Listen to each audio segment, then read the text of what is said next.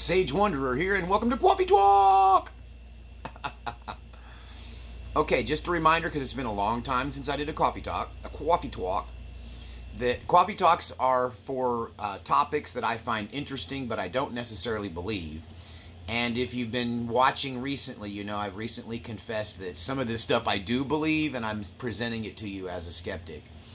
This is one of those topics where I'm not 100% sure, but I'm pretty sure I've got it right here. So the coffee may be more for you to be able to swallow this for me, because I kind of swallowed a lot of it.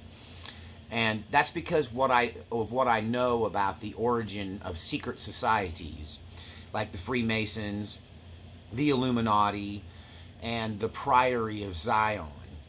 Don't. You may have heard that the Priory of Zion name dropped before. Not on this channel necessarily, but around the conspiracy theory circles. So the topic of today is, did Shakespeare write the Bible? And did Shakespeare even write Shakespeare, or did somebody else write Shakespeare and the Bible? Now, I don't mean the original text of the Bible. I'm talking about the King James Version of the Bible. Where did that come from? Now, the King James Version of the Bible is lauded by Christians as being the ultimate and most accurate translation of the Bible. But what is that idea based on? Is that idea based on fact, or is it based on rhetoric? Is it based on blind faith, or is it based on something real?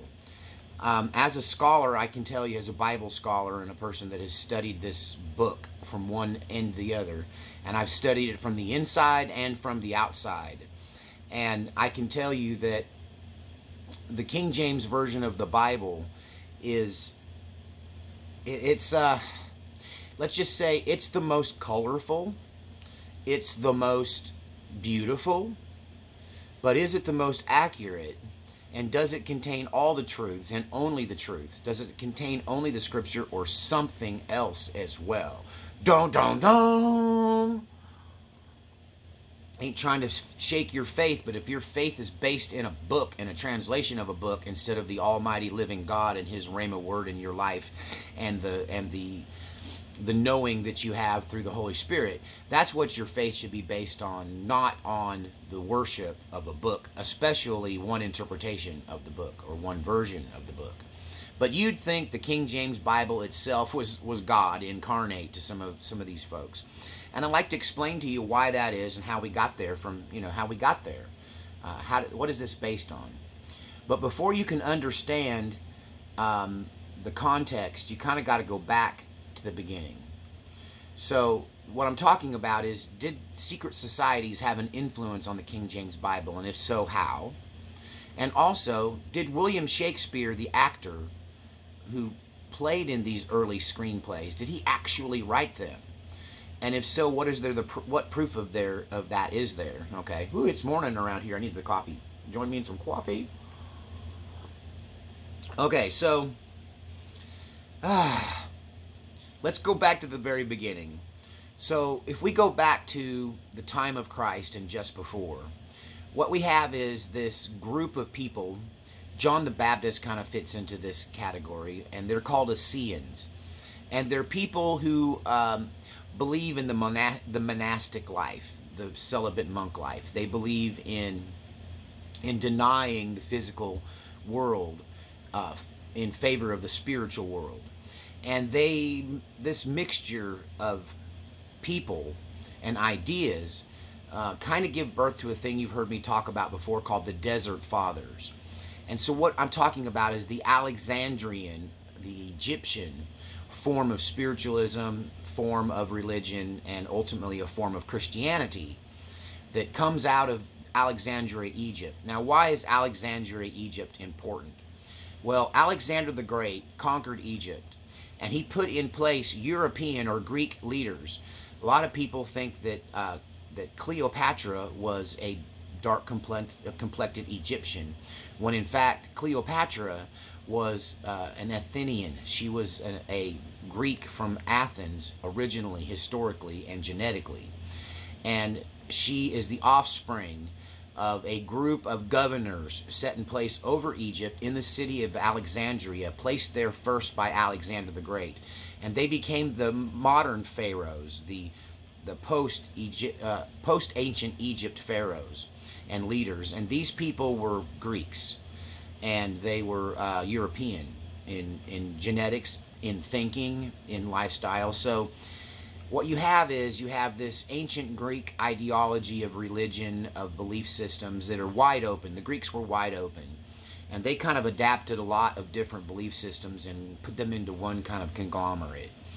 And they sought out all of the ancient world's secrets, and they placed them in a place called the Alexandria Library.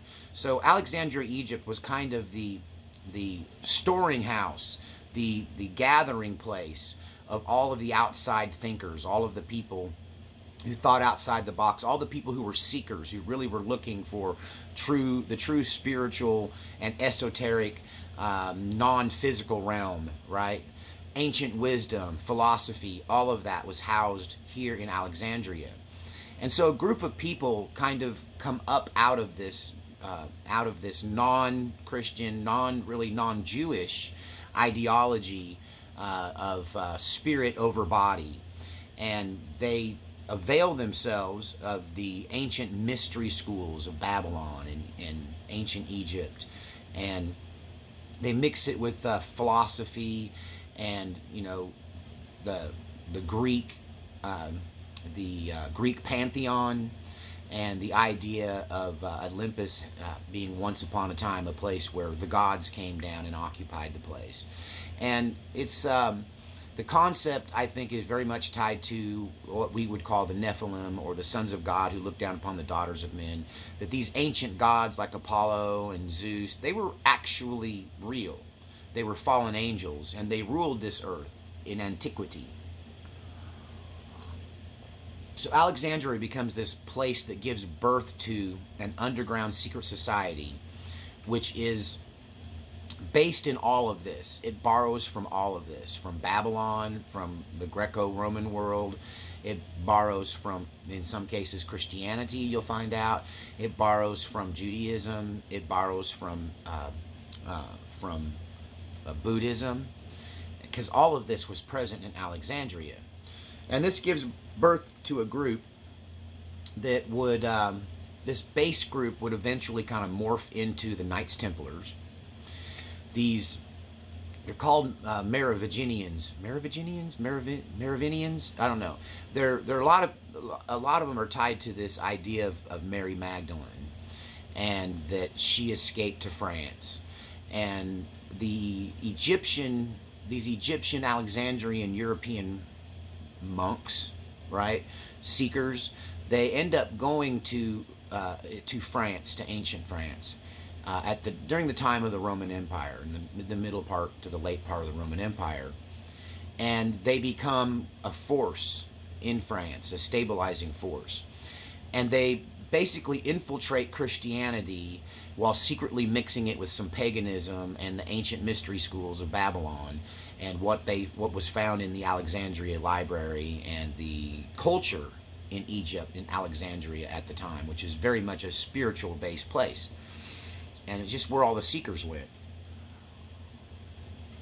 So this gives birth to the Knights Templar, this secret society, which every one of you know is the root and the base of Freemasonry, okay?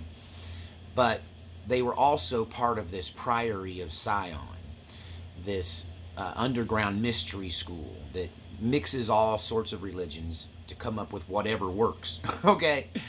And so they have definite ideas about spirituality, about the mysteries and the history of the ancient world, and they give birth to these kind of counterfeit Christian or homogenized Christian ideas, where they take Christianity and either kind of infiltrate it or add to it or elaborate on it, and you end up with the Knights Templars, and eventually you end up with a secret society that we know as Freemasonry. And it all kind of collides at the time of the translation of the King James Bible. So you got to understand what's happening around between 1560 and 1625.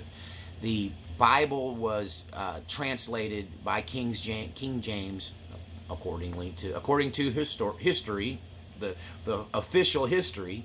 King James orders this translation of the Bible into English in 1611. Okay, so another name for the King James Bible is the 1611 Bible. It's how I used to remember a friend's phone number. He chose 1611 as the last 4 digits of his phone number so that he could remember his phone number, because he'd been to seminary and he had memorized 1611. So that helps me remember 1611.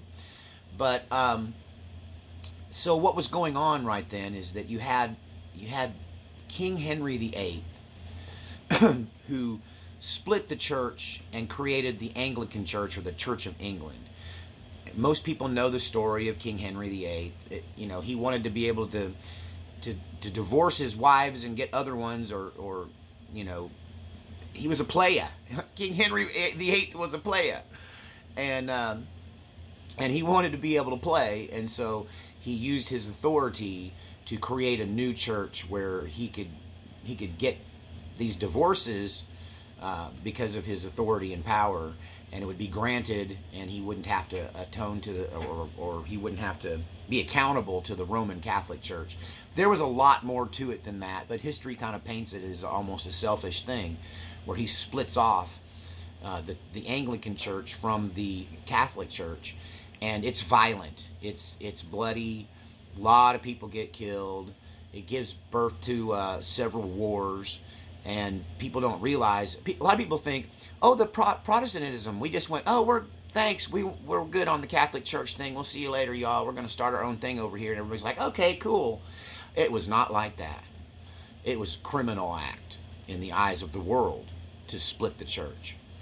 And so when the Anglican Church was created, there was very much a fighting war, a swords, blood, and guts war.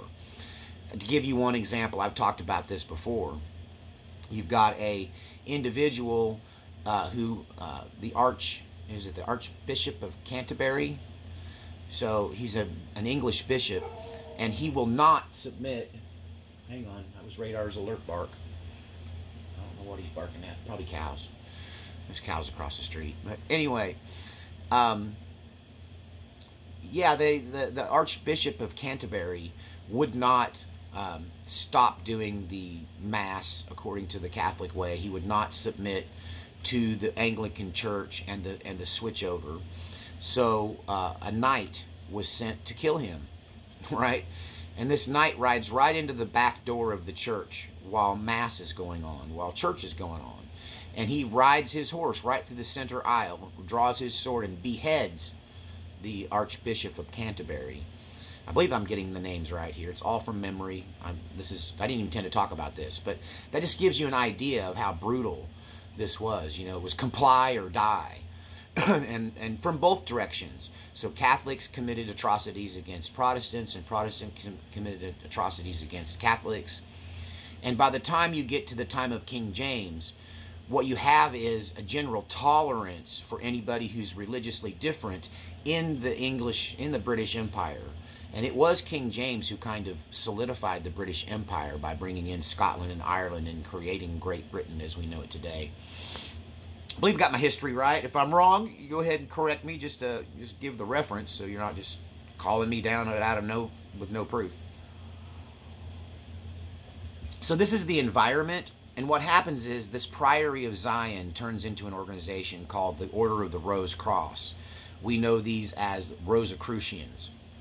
And what they are is I won't say a counterfeit Christianity. They're a combination of many different religions and Christianity. And the reason that they really had to operate, these mystery schools had to operate under the guise of either scientific exploration or a Christian order of a secret type that kept to themselves, and sometimes it's a combination of those two approaches. And this is kind of what gives birth to a lot of the conspiracy theories that give birth to the Freemasonry, and the Illuminati, right? And so this Priory of Zion, this Rosicrucian order, it becomes very clear that at the head of this is a person known as Sir Francis Bacon. Sir Francis Bacon is very much at the core of this Protestant movement, which gives freedom to people. Like, you no longer, at that time in England, have to hold to the orthodoxy of the Catholic Church. And other groups spring up, like the Puritans. We all know who the Puritans were, you know, the guys in the hats and the black and white outfits. And I mean, they founded great parts of this country, from Pennsylvania to Massachusetts. And my ancestor, John Cotton and Cotton Mathers, those people were Puritans who left the Anglican Church and came to America to start a new life and to engage in the freedom of religion that we were offering people at that time in America, because it became hostile as the Anglican Church began to become more powerful, and some of the wars started to die down, and when the smoke cleared, the Anglican Church was the new Catholic Church, and they began to kind of hunt down and persecute and try for heresy many of these other religions. And so the Rose Cross order had to they had to pretend that they were Christian, and that's kind of what they were, because there was a lot of witch trials going on. There was a lot of spiritual warfare against paganism, which was very present still in the British Isles, especially in Scotland. And so some of these, I guess you could call them druids, right, were covering up their paganism in Christianity to get by. And the only reason they even came out of the shadows was because of the breakdown of the Catholic Church kind of opened it up. And so Puritans, they were a different form of Protestants. At that time, you had basically the three major strains were Catholicism, the Anglican Church of England, and then Puritans. And the Puritans had a real problem. They were the most powerful of all of the reformers. And they didn't like the Bible that was there. They called the Bishop's Bible. It was the Catholic Bible that was being used. And they approached King James literally almost on his coronation day, like right after he becomes, it's like one of his first acts, is the Puritans approach him about authorizing a translation of the Bible into English that is not based in the Catholic Church, but a new thing altogether, a Protestant Bible, a Puritan Bible. So King James takes this to heart. He authorizes it, and some men are chosen to translate the Bible. Now, when they translate the Bible, a lot of people at the time even say that the people that they chose were not the best choices. They weren't the most brilliant men. And I think King James chose these people out of trust, right? And so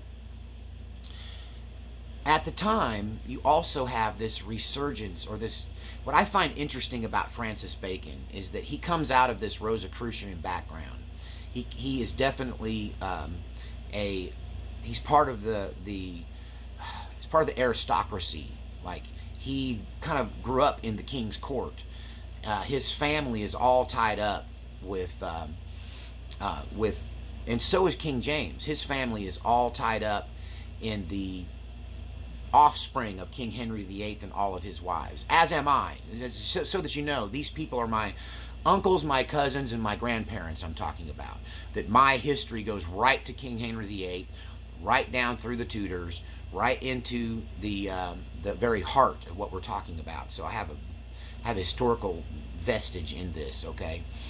An investment in it personally, because these people are my kin, right? So Francis Bacon, he really leans more towards not the esoteric, not the religious side of what would become the Enlightenment, but more about words, language, writing.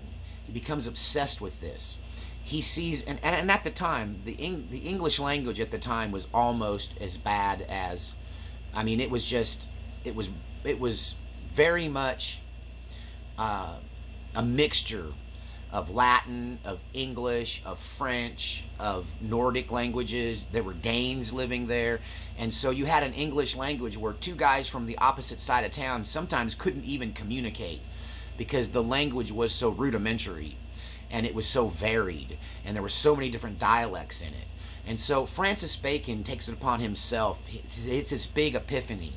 He wants to build the English language. He wants to refine the English language. He wants to bring to it the kind of the beauty and some of the very clear communication that you get from learning Latin. And that most of the people I'm talking about, they wrote and read in Latin. And English was almost slang. It was just slang. It was a mixture of, like I said, Latin, French, English. And Francis Bacon spent some time in the French court under the French king, I believe it was Philip. And he really liked what they were doing there. They had this group of poets. I forget the name of them, you might remember. But these poets were building the French language. They were writing poetry. They were inventing new words. They were going and finding ancient words, and they were creating what we know now. Most English words are Latin sentences that start with a prefix, which is a Latin word, the main word, and then a suffix at the end. And it creates basically a word that means took a whole sentence to write in Latin. And so they start building these and creating and inventing new words in French. And Bacon took this back. And if I call him Kevin Bacon, forgive me. Francis Bacon. But Francis Bacon brings this idea back to England. And he founds a group that are part of this mystery school. They're intellectuals. They're writers. Some of them are the great playwrights of the time. And they start having this, they have this underground secret society. I think it's called the something of the helmet. It's based on Athena and Apollo, I believe, Apollo and Athena. And you will find in his writings an A and an A in the scroll work above some of the writings that he did. And you will also find that above some of the early transcripts of Shakespeare. And so he gets this, you know, helmet, underground society of the helmet, of the something helmet. And anyway, they start to create new words. They start to refine the English language. That he has this desire to elevate the English language and bring it up to the level of Latin, bring it up to the level of the French language. And really, he's responsible, and this group are responsible more than anybody else, in my opinion, and historically it's true, for basically inventing English. That English was a real mess before they came along. The only other person that I know of at that time that was doing the same thing was Shakespeare, the playwright. Shakespeare, many people believe William Shakespeare, the actor, was the playwright. But he, in his writings, in the complete works of Shakespeare, you will find new words invented there. New words like lonely. That he invented that word. Shakespeare invented that word lonely. We wouldn't have the word lonely if it wasn't for Shakespeare. And so you have these two people doing the same thing, Shakespeare and Francis Bacon, and they're the only ones that I can see that are doing this, that are creating new words. And so what we have is this group of men. Some of them were famous playwrights on their own, and they meet in secret to affect the English language, to create through art, through poetry, through storytelling, and through writing, redefining of the English language. And so this Apollo and Athena, one of the nicknames of this god and goddess pair, this A and A that you see in the scroll work in all of the early versions of both Shakespeare and of the writings of Francis Bacon, they are also known as spear shakers, because what they're known for doing is pointing their spear at people and telling them the truth and shaking this spear at them like a teacher uses a ruler or a pointer, and they would shake the spear at you and tell you this truth. And so I believe, and most people who study this believe, that Francis Bacon and this group of writers in the Helmet Society, the helmet is referring to Athena's helmet that she wears, and that they come up with the idea and the name of Shakespeare because they consider themselves spear shakers. They are in line with this god and this goddess, and they're bringing you truth through the shaking of their spear. And the word Shakespeare originally was shake hyphen spear, and they put it together over time and it became Shakespeare.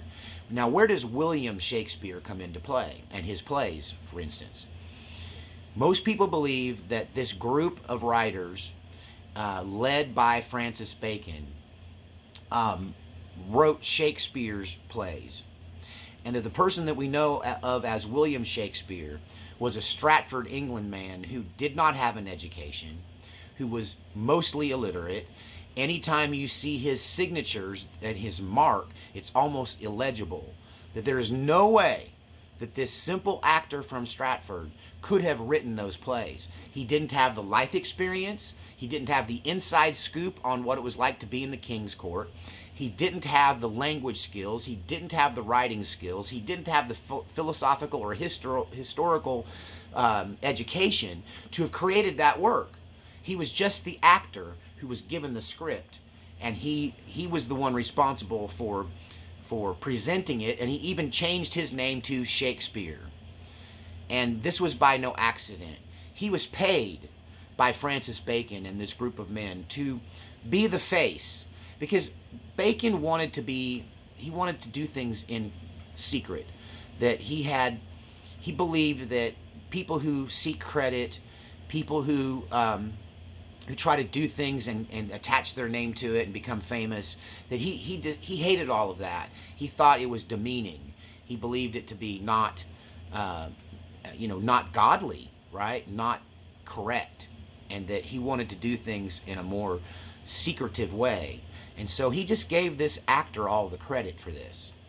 Now let's go to the King James Bible and where this comes in. Anyone who examines the King James Bible and examines the writings of Shakespeare, this stuff is happening at the same time. During the same lifetime, Shakespeare's plays are written and the King James Bible is written, okay? Anybody that looks at this tells you that there's only one group of, or one person in particular, who had the ability to create something as beautiful and as poetic as Shakespeare and the King James Bible. And if you look at them, that's the only thing going on in that whole time period that even compares to each other, and in so many ways the language is identical. The language of Shakespeare and the language of the King James Bible is the same language. And the only people that wrote and operated in this language at the time was this group of Rosicrucians, this underground group, the Order of the Helmet. These men, these educated men, these traveled men who Francis Bacon was the leader of, are the only people capable of creating that. And when you look at who King James chose to translate the Bible, these people did not have, they did not have the education to create that. They did not have the language skills. So they take these people they've chosen and they translate it. And think about it like this. Like, I'm a songwriter. And one of the things that I do as a songwriter is I always try to find a better word or a better way to say something. That it's real easy to say roses are red, violets are blue, I love you. It all rhymes, right? But are the violets really blue? Or can you say another phrase, another poetic phrase that explains the color blue? The color, violets are blue like the color of the summer sky. I mean, there's all of this poetic inspiration in the King James Bible and in Shakespeare. And so these people who King James employed to make this Puritan Bible, that right there should be a problem, that they're making a Bible specifically to amplify Puritanism, right? And they do that, but I'm sure that the translation they brought to King James was flat. It was boring. It was not beautiful. It was probably just, you know, this word means this word and this word means this word, and it probably read in a really simple, simplistic way, which might have been a great, really a great version to have had, because it didn't have all the fluff, it didn't have all the imagery, it didn't have all the beauty. It was just translations of the script straightforward from the Latin and the Greek, from the Greek and the Hebrew rather. Well, with one eye on the Latin Vulgate, a previous Latin version of the Bible that was pretty much the main Bible at that time, the Bible of the Catholic Church. And so what happens? King James gets this. He receives it. King James himself was not a scholar, incapable of actually even interpreting some of the things that he was given by these people. That he wasn't stupid. He just wasn't a scholar of languages. And so he trusts Bacon. Now, did King James know that that Francis Bacon was in fact Shakespeare? Did he know who he was? He did know that he was a high nobleman, that he was grew up in the king's court. He knew he was a linguist. King James knew all these things about him. But the fact of the matter is, once the Bible is translated, King James gives Francis Bacon the only copy of the translation and lets him keep it and copy it and edit it for a whole year. So for a whole year, Francis Bacon is in possession of this Bible that no one has read except for the people that translated it and a brief overlook by James before he gives it to Francis Bacon for editing. So Francis Bacon edits the Bible. It's a rewrite. Instead of saying simple things, he will take a simple word and try to flourish it, try to make it more beautiful. Do what he does. Do what he did to the English language. He makes it more poetic. He makes it more beautiful. It starts to sound like Shakespeare because he spent a whole year doing a rewrite. And that would be great if Francis Bacon were a Christian. Francis Bacon is kind of a pagan. Francis Bacon is a member of the underground secret societies that go back to the Knights Templars, that go back to the Desert Fathers, that go back to pagan monks who existed in Egypt prior to Christianity. And that he has an ulterior motive, and that is illumination. And within the King James Bible are added in all of these Illuminati and Freemasonry references. That's just the truth. There's a secret Bible code in the King James Bible that only an Illuminati member, an Illuminist, only a member of the secret societies, a member of the Babylonian schools, secret schools, the mystery schools of Babylon. These are the only people that can see it because they have the education or the illumination to see it. So is it any wonder that the King James Bible, as beautiful as it is, has confused so many, has brought so much division to the church? To even this day, there are people that swear, there are people that worship the King James Version of the Bible, and they don't care what Jesus has to say about it. They don't care what you have to say about it. They don't care what your spirit says. They don't care if it even makes sense. That they have swallowed the King James Bible 100% without even knowing the history of it and where it came from. And people that examined the scripture when it was first released, the King James Bible, when they examined that, the people that knew the translators went, okay, either you got to believe that this was divinely inspired, right, or someone else wrote this, because those guys that they hired to translate it are incapable of that level of work. And at the time, there was only one person and one group of people who were capable of translating the Bible into such a beautiful and poetic form, and they were not Christians. They were humanists, they were secularists, and they were schooled in the Mystery Babylon religion. They were Illuminati. The Bible was translated and then edited by a master Mason, essentially. So I think more than anything, the King James Bible brought a lot of disharmony to the church. And one of the reasons that there's so much dogged belief in this King James Version of the Bible is because the Puritans asked for a Puritan Bible. And when they got it, they glommed onto it with that Puritan glee, with that Puritan totalitarianism, right? This is the Bible. You must take it. This is our Bible. We got it from the king. This is for us. They made it for us. Now you must take it, and don't ask questions. Just do what we say. This is the Puritan ideology. They brought it to everything they did. A totalitarianism, authoritativism. And this is why, to this day, many of you hearing me talk about the King James Bible like this are going to cringe. And you're going to have this reaction. Because it was instilled in you. It was put in you by these Puritans to make you afraid of anything you don't understand. To make you afraid of anything that might shine any kind of light of criticism on what they believe and what they do. It's a gut reaction that I still get from Baptists and Pentecostals to this day.